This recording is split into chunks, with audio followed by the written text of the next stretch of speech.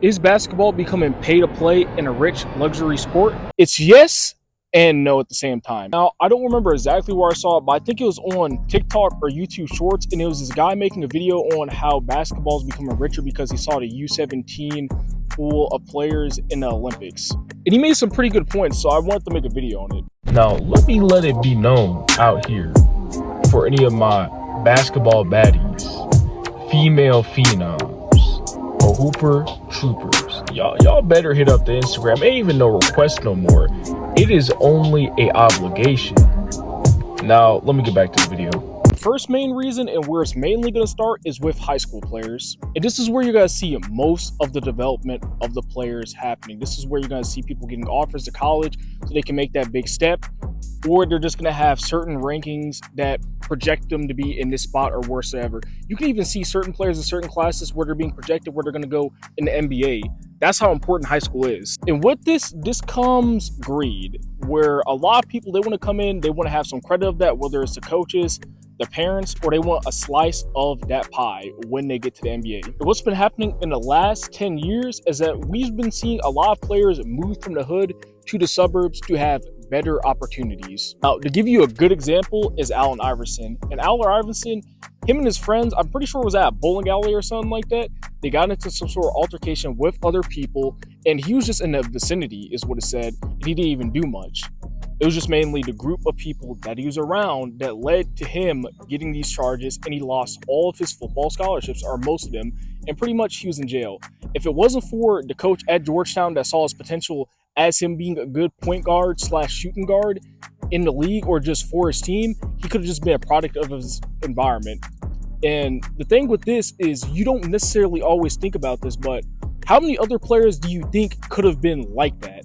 Because there's bound to be players where they had all the talent, they had all the support behind them, but since they were in a bad environment or they had a poor living situation, they just never made it out. They just stayed in that same environment, or they just may have had a fatality where it's unfortunate, but it happens. That's why you ultimately see players' parents or the coaches helping the player get to better environments, usually which is in the form of a prep school, to get more exposure to those scouters and ultimately help them achieve that dream instead of just staying in this location, risking all of this bad stuff happening to them and them not being able to live out that dream. Since you don't got a lot of players where they can rep their certain place where they've come from this horrible environment, from a like rags to riches type story, it makes it seem like there is no players coming from those environments.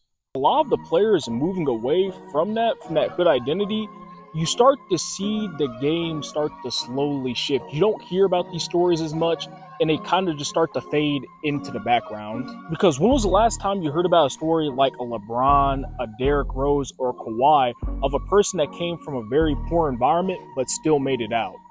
The next reason is going to be that we are seeing a lot more NBA sons being ranked and making it to the league. Just to list off a couple players in the class of 2025, there are sons of NBA players, and these are the ones I can think off the top of my head, are the Boozer twins, Bryce James, and Keon Anthony. All of, I would say, relatively pretty good NBA players. For a fact, there are more, it's just I can't think of them off the top of my head. Since they are the son of an NBA player, a lot of times the NBA player, they got connections, and they can get them a lot more connections than what an average good player can get. And when we get to that point, we almost see where it's like the 17U or maybe the McDonald's All-American game, where we are seeing like nearly almost half the roster is made up of NBA experience. And on top of that, they are NBA players. They've been in the league, so they do have the experience to help them. But just because of that, we are seeing that group of rich people being expanded upon to make it look like the game is becoming richer. This is going to be is we are seeing these brands starting to offer kids younger and younger each year. Look at NIL, for example. That is a new relatively thing, and we have seen a lot of athletes profit off it and make millions from it. You take a second to think about it. If you're going from the league to college players, what is only the next step?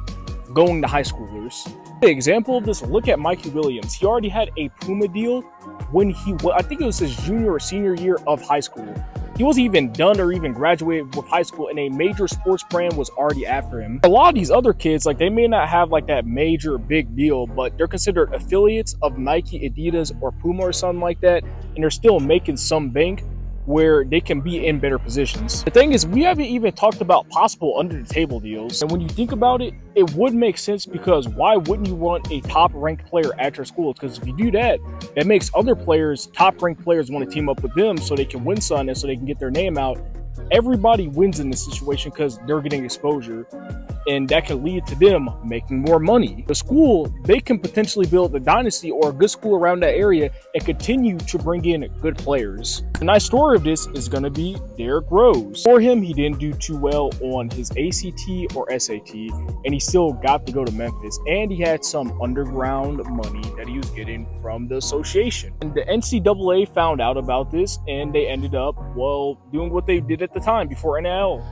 They scrubbed him, and I'm pretty sure they had the coach fired or he was penalized heavily.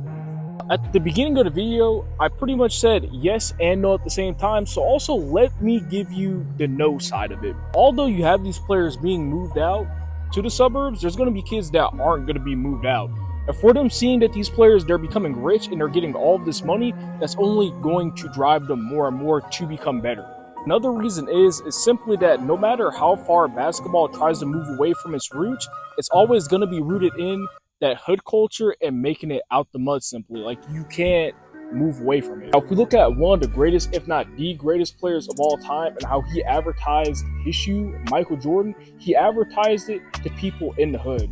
And it was very discreet on how he advertised his stuff. If you looked at the backdrop or exactly where he was playing basketball, it looks like a place on the block. Like, that's just what it is. Like, this is how he wanted to advertise his shoes, since that was a big market that he could advertise towards. Yeah, like a lot of the greatest players of all time, it really comes from the trenches or the hood. That's just what it is. Or if you think about certain shows or famous movies on basketball, a lot of times they have that kind of premise of like them being in the hood. For example, shoe advertisements. Some of these may be on the block. Like, it looks like a usual spot that you'd be shooting or taking up threes in the block. And with all that combined with what I was saying earlier with that determined kid, it doesn't matter what happens a lot of times, they will always find a way to get to the league. There's always going to be one of them that gets to the league. It doesn't matter how rich the sport becomes, you're always going to find somebody like that that will tie it back, and the community itself will lift them up, and that's really going to be like their idol, like the person, their role model that they look up to, or a person that represents them. Answer the question of, is basketball becoming a rich and luxury sport? Yes, it is to a degree becoming more richer and luxury sport, because you do have a lot of faces, they're coming from a better background.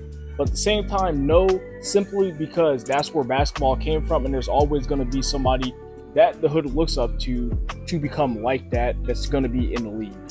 So with this, if you enjoyed the video, I would say subscribe, just comment on what you think, and I'm out.